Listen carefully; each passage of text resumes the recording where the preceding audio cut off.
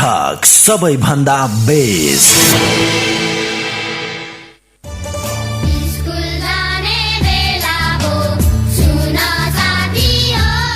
सुनवल नगरपालिका शिक्षा शाखाको सम्पूर्ण विद्यार्थी तथा अभिभावक ज्यूहरूलाई अनुरोध।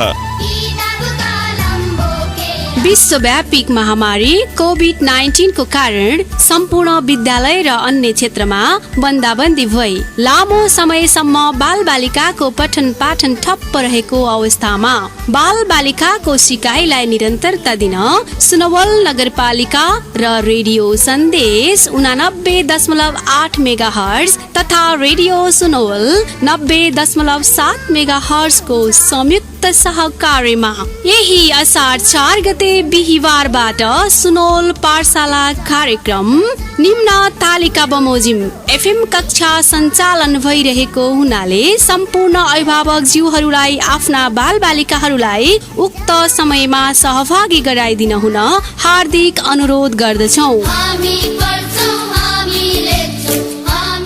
रेडियो सुनवलमा पढाइ हुने समय कक्षा 3 को बिहान 9:30 देखि 10 बजेसम्म, कक्षा 4 को बिहान 10:05 देखि 10:40 सम्म, कक्षा 5 को बिहान 11:05 देखि 11:45 सम्म, कक्षा 6 को मध्याह्न 12:10 देखि 12:55 सम्म र कक्षा 1 को दिउँसो 1:10 देखि 1:40 सम्म।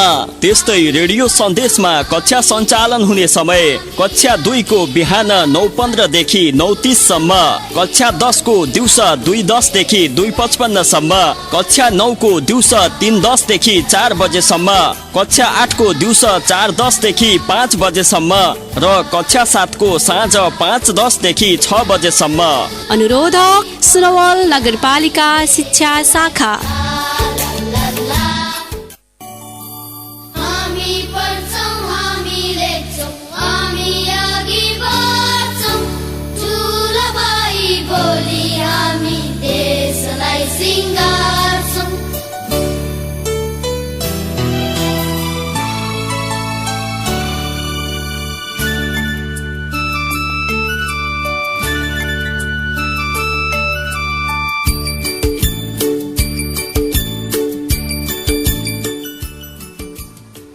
रेडियो सन्देश 89.8 मेगाहर्ज सुनेर बस्नुहुने तपाईँ सम्पूर्ण श्रोताहरूमा म रमापुर माविकी नेपाली विषय शिक्षक कविता सुवेदीको तर्फबाट नमस्कार।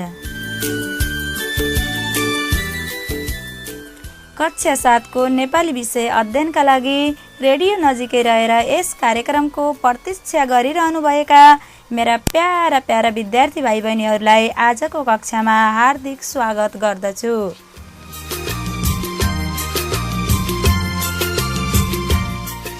विद्यार्थी भाइ बहिनीहरू, अघिल्लो कक्षामा हामी कवि सिद्धिचरण श्रेष्ठको परिचय कविताको लयबोध र कठिन शब्दहरूको शुद्ध उच्चारण शब्दार्थबोध गरिसकेका छौँ।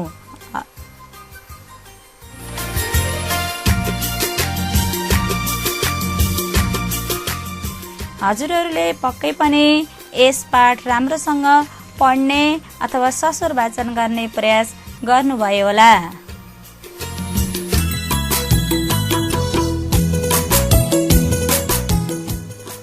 विद्यार्थी भाइ बहिनीहरू, आजको कक्षामा हामीहरू परिचय कविताको भाव बोध गर्नेछौँ अथवा भाव स्पष्ट पार्ने कोसिस गर्नेछौँ।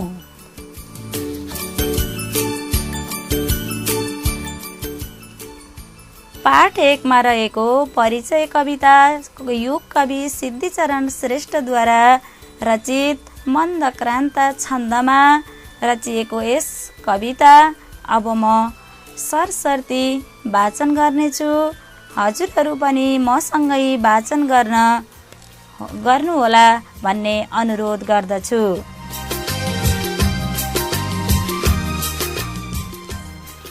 नेपाली हुँ कठिन गिरीमा चढ्नलाई सिपालु, बैरी नै होस् तर छु बहुतै दिन माथि दयालु, तातो रातो रगत रिपुको पिउन हरदम तयार, मेरो मेरो प्रिय खुकुरियो हेर भई होसियार, मेरो मेरो प्रिय खुकुरियो हेर भई होसियार।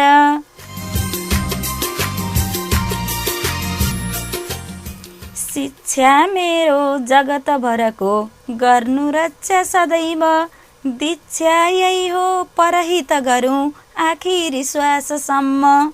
ज्वाला धनकोष दन दन जहाँ मृत्यु ल्याई फुकेको, अत्याचारी यदि छ त कहीँ माथा नै ताक्छु त्यसको। ड्याङ ड्याङ डुङ डुङ गरी पर्लएको मेघमाला बजाई, कालो निलो गगन भरको दैत्य आकार ल्याई। रोकुन बाटो रिपुहरू मिली केही सङ्कोच मान्न, आत्मा मेरो अमर छ बुझ्यौ अस्त कहिले म हुन्न। आत्मा मेरो अमर छ बुझ्यौ अस्त कहिले म हुन्न।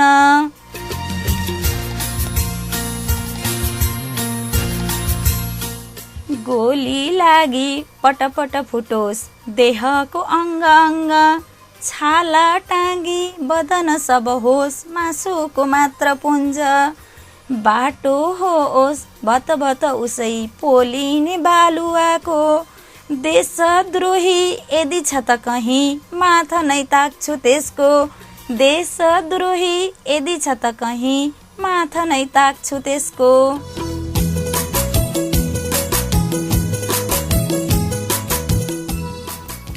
हाँसी हाँसी विपुल दुःखको गर्तमा फाल हाली, कालै आओस् त पनि खुसीको हर्ष गाना सुनाई। बढ्ने छुके डर मरणको एक बाजी सबैले, मर्नै पर्ने बुझी प्रकृतिको ऐन हो देह फेर्ने। मर्नै पर्ने बुझी प्रकृतिको ऐन हो देह फेर्ने।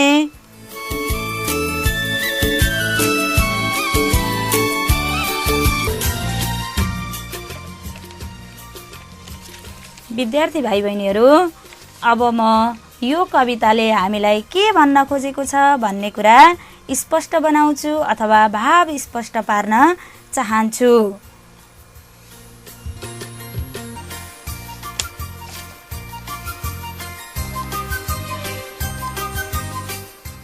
भाइ बहिनीहरू, परिचय भनेको कसैलाई चिनाउने काम गर्नु हो अथवा कसैलाई चिनजान गराउनु हो। जस्तै मेरो नाम यो हो, म यो ठाउँमा बस्छु, मेरो रुचि स्वभाव यस्तो छ भनेर अरूलाई चिनाउने काम गरिन्छ भने त्यो नै परिचय हो अथवा परिचय गराउनु हो। कविले नेपालीको परिचय विश्व सामु चिनाउने अथवा गराउने प्रयास गरेका छन्।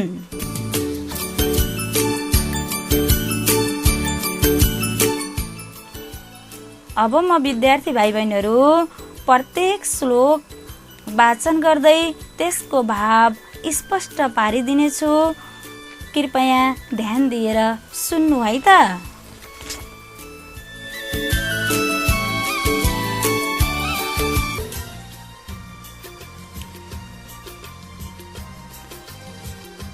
कविताको पहिलो श्लोक वाचन गर्दैछु र त्यो श्लोकले हामीलाई के बुझाउन खोजेको छ भन्ने कुरा मैले यहाँ हजुरहरूलाई बताइदिनेछु है त।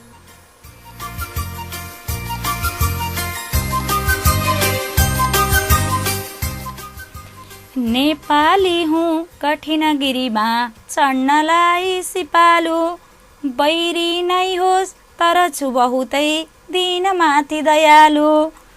तातो रातो रगत रिपुको पिउन हरदम तयार, मेरो मेरो प्रिय खुकुरियो हेर भई होसियार। मेरो मेरो प्रिय खुकुरियो हेर भई होसियार।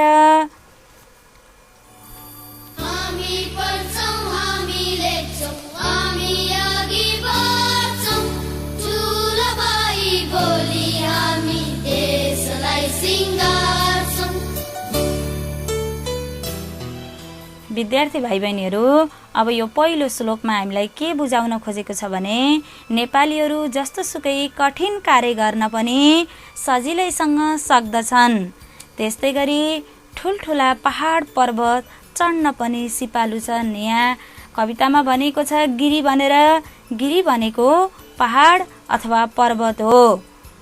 उनीहरूलाई ती जस्तोसुकै कठिन कार्यहरू पनि सजिलै समापन गर्न उनीहरू सिपालु छन्। हजुरहरूले सुन्नुभएकै छ तेन्जिङ नोर्गे र पासाङ लामु शेर्पाको नाम। तेन्जिङ नोर्गे पहिलो पटक सगरमाथा जस्तो सर्वोच्च शिखरमा चढ्न सफल भए र त्यस्तै गरेर एउटा साहसी महिला पासाङ लामु शेर्पा पनि प्रथम पटक सगरमाथा चढेर विश्व कीर्तिमान राखेकी छन्। त्यस्तै यहाँबाट नेपालीहरू कठिन गिरीमा अथवा कठिन गाह्रा ठाउँहरूमा चढ्न, पर्वतहरूमा चढ्न पनि सक्छन् भन्ने कुरा उदाहरण बनेका छन्।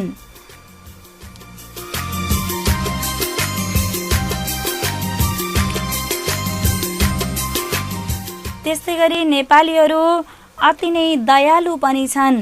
यदि आफ्नो शरणमा कोही पर्न आउँछ भने बैरी नै भए पनि दुखीमाथि दया गर्छन्, तर आफूमाथि जाइलाग्ने शत्रु छ भने उसको रगत पिउन पनि तयार हुन्छन्।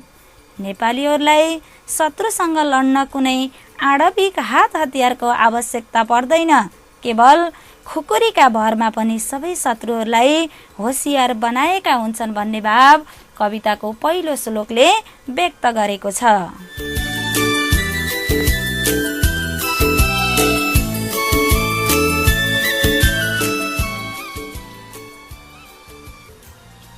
विद्यार्थी भाइ बहिनीहरू, अब म दोस्रो श्लोक वाचन गर्न जाँदैछु।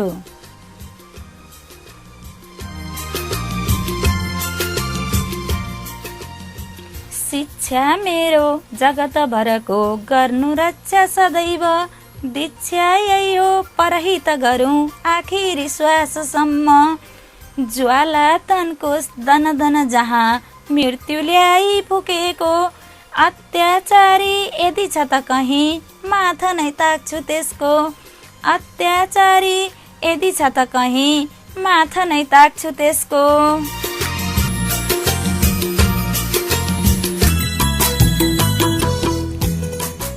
विद्यार्थी भाइ बहिनीहरू, नेपालीहरूले आफ्नो गुरुहरूबाट नेपालको मात्र नभएर जगतभरकै अथवा संसारभरिकै रक्षा गर्ने शिक्षा र बाँचुन्जेलसम्म पराईको भलो गर्ने दीक्षा पनि का छन्।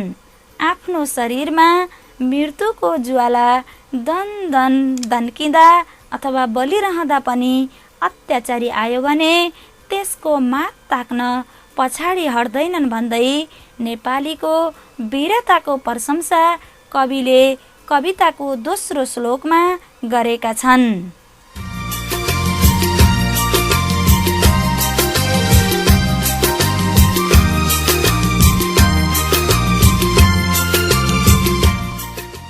विद्यार्थी भाइ बहिनीहरू, हजुरहरूले कविताको पहिलो र दोस्रो श्लोकको पक्कै पनि भावबोध गरिरहनु भएको छ र अब म तेस्रो श्लोकतर्फ प्रवेश गर्दैछु।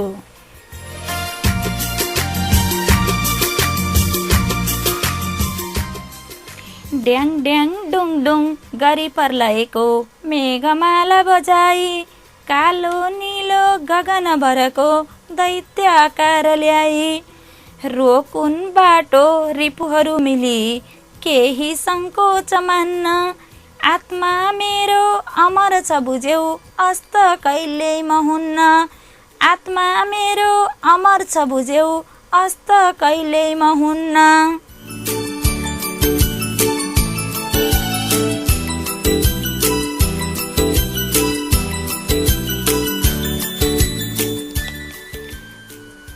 विद्यार्थी भाइ बहिनीहरू, हजुरलाई आकाश गर्जँदा अथवा पानी पर्न लागेको अवस्थामा आकाश जसरी गड्याङ गुडुङ गर्जिन्छ अथवा मेघ गर्जिएको अवस्था हुन्छ, ड्याङ ड्याङ डुङ डुङ गर्दै आवाज आउँछ, त्यसै गरी दैत्यको आकार ल्याएर शत्रुहरू बन्दुकका गोलीहरू पड्काउँदै आए पनि, शत्रुहरूले बाटै छेक्न आए पनि नेपालीहरूलाई कति पनि अप्ठ्यारो लाग्दैन अथवा डर लाग्दैन। उनीहरू मर्न तयार छन्, किनकि नेपालीले आफ्नो आत्मा अमर छ भन्ने कुरा राम्रोसँग बुझेका छन्।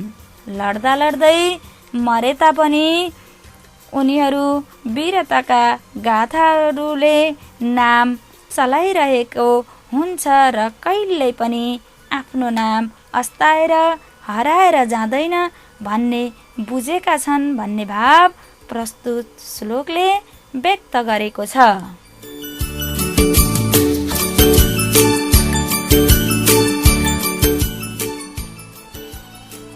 विद्यार्थी भाइ बहिनीहरू, अब हामी चौथो श्लोकतर्फ प्रवेश गर्दैछौँ।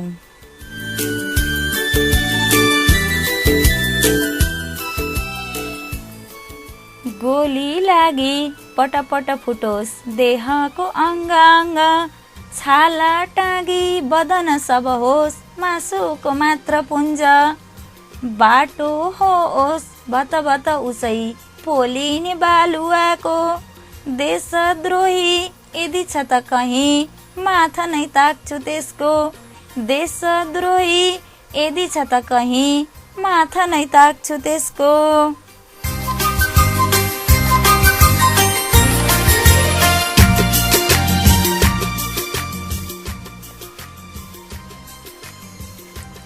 विद्यार्थी भाइ बहिनीहरू,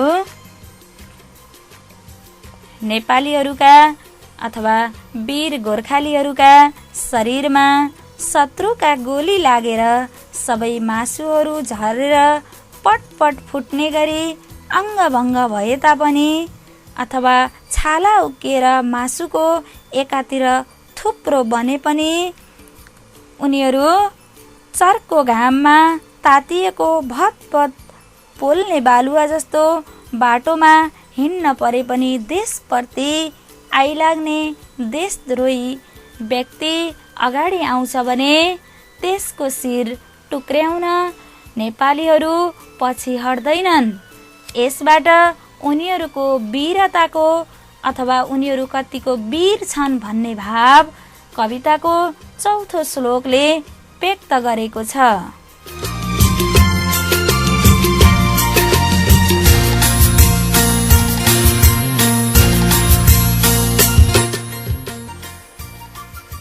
विद्यार्थी भाइ बहिनीहरू, हामीहरू यति बेलासम्म कविताका 4वटा श्लोकहरूका भाव स्पष्ट पारिरहेका छौँ।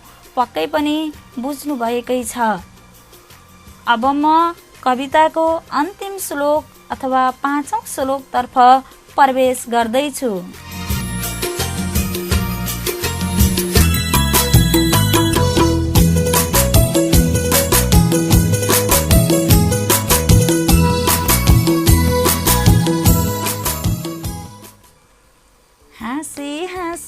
विपुल दुःखको गर्तमा फाला हाली, कालै आओस् त पनि खुसीको हर्ष गाना सुनाई, बढ्ने छुके डर मरणको एक बाजी सबैले, मर्नै पर्ने बुझी प्रकृतिको ऐन हो देह फेर्ने, मर्नै पर्ने बुझी प्रकृतिको ऐन हो देह फेर्ने।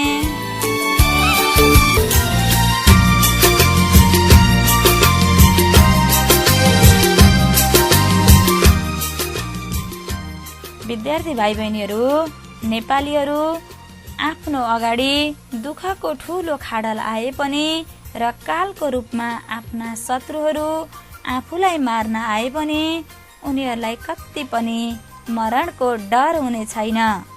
उनीहरू हाँसी हाँसी मृत्युको खाडलमा हाम फाल्न तयार हुन्छन्, किनकि उनीहरूलाई अथवा उनीहरू भनेकै नेपालीहरूलाई मर्नु र जन्मनु प्रकृतिको नियम हो अथवा ऐन हो भन्ने कुरा राम्रोसँग थाहा छ।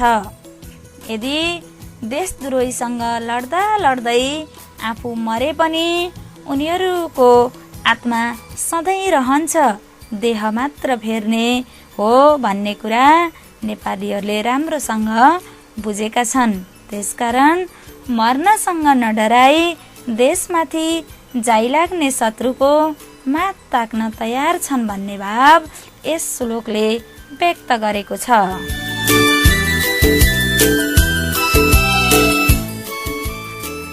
विद्यार्थी भाइ बहिनीहरू, यति बेलासम्म हामीले परिचय कविताको भावबोध गरिसकेका छौँ र समग्रमा भन्नुपर्दा प्रस्तुत कवितामा कविले नेपालीहरू कठिन गिरीमा चढ्न सिपालु छन्, शत्रु नै भए पनि दिन दुखीप्रति दयालु छन्, संसारको रक्षा गर्नु नेपालीको शिक्षा हो भने परोपकार गर्नु उनीहरूको दीक्षा हो। एकमुठी सास रहुन्जेल पनि देशको रक्षाका लागि आफ्नो ज्यानको बाजी लगाएर शत्रुसँग लड्न तयार हुन्छन्। जस्तो सुकै बाधा अप्ठ्यारा अवस्थाहरू आए पनि मृत्युलाई प्रकृतिको नियम ठान्दै हाँसी हाँसी देशको लागि मर्न तयार हुन्छन् भन्दै कविले कवितामा विश्व सामु नेपालीको वीरताको परिचय गराएका छन्।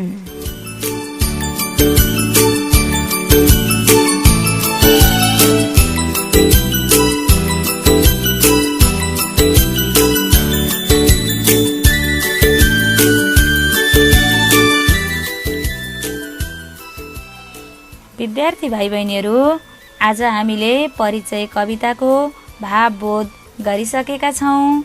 हजुरहरूले पक्कै पनि यस कविताको भाव स्पष्टसँग बुझ्नुभयो होला भन्ने आशा राखेकी छु।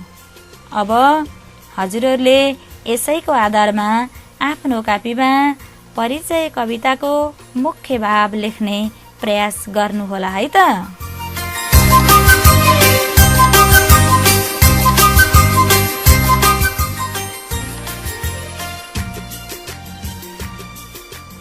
विद्यार्थी भाइ बहिनीहरू, अब म हजुरहरूलाई गृह कार्य दिँदैछु, ल टिप्नुहोस् है त।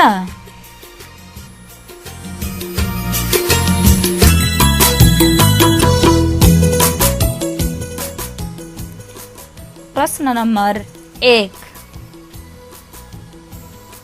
परिचय कविताको मूल भाव लेख्नुहोस्। परिचय कविताको मूल भाव लेख्नुहोस्। त्यस्तै गरेर प्रश्न नम्बर 2 टिप्नुहोस्। परिचय कविताका आधारमा नेपालीहरूका विशेषताहरू लेख्नुहोस्। परिचय कविताका आधारमा नेपालीहरूका विशेषताहरू लेख्नुहोस्।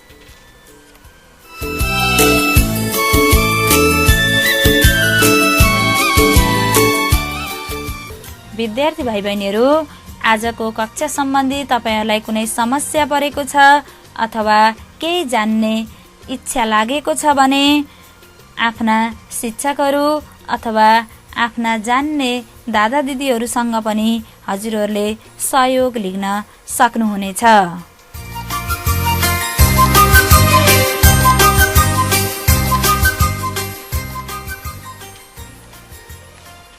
विद्यार्थी भाइ बहिनीहरू, अब आजको कक्षालाई यतिमै समापन गर्दै हजुरहरूसँगबाट नचाहँदै पनि छुट्टिनु पर्ने हुन्छ। आफ्नो पढाइलाई निरन्तर रूपमा अगाडि बढाउँदै जानुहोला। अर्को कक्षामा पुनः यही समयमा भेट हुने बाचा गर्दै हजुरहरूकी गुरुआमा म पनि बिदा हुन चाहन्छु। धन्यवाद।